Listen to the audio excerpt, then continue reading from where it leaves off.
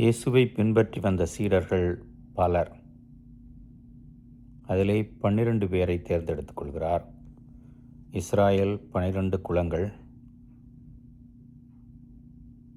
அதன் ஞாபகமாக 12 திருத்தூதர்கள். திருத்தூதர்கள் என்று நாம் தமிழில் அழைக்கிறோம். ஆங்கிலத்திலே அப்பாசல்ஸ் என்றிருக்கிறது. கிரேக்க மொழி சொல்லான அப்பஸ்தோலோய் என்ற சொல்லிலிருந்து உருவான சொல்லது.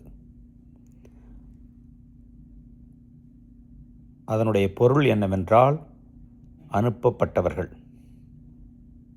எனவே திருத்தூதர்கள் ஒரு குறிப்பிட்ட வேலைக்காக தேர்ந்தெடுக்கப்பட்டு அனுப்பப்பட்டவர்கள். இயேசு இந்த உலகிற்கு வந்து அவரால் கொண்டு வந்த மீட்பை அறிவித்து அதற்காக வாழ்ந்து மரித்து உயிர்த்து பாவ மன்னிப்பி முடிவில்லா வாழ்வையும் கொடையாக கொடுத்திருக்கிறார். இதான் நற்செய்தி. இதை அறிவிக்க வேண்டும். அதற்காக அனுப்பப்பட்டவர்கள்.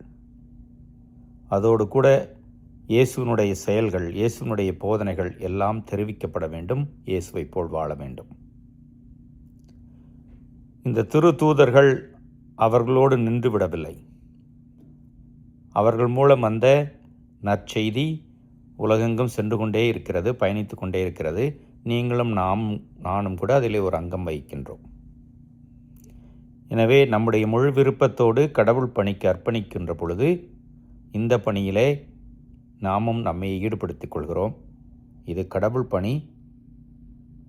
நம்முடைய அன்றாட வேலைகள், தொல்லைகள், பாரங்கள், பாவங்கள், போராட்டங்கள் இதையெல்லாம் தாண்டி இந்த பணி நம் மனதினுள்ளே ஆழமாக பதிந்திருந்தால் அதற்காக பல முயற்சிகள் எடுப்போம், வாழ்வாக்குவோம். இறைவன் என்றென்றும் வாழ்த்து பெறுவாராக.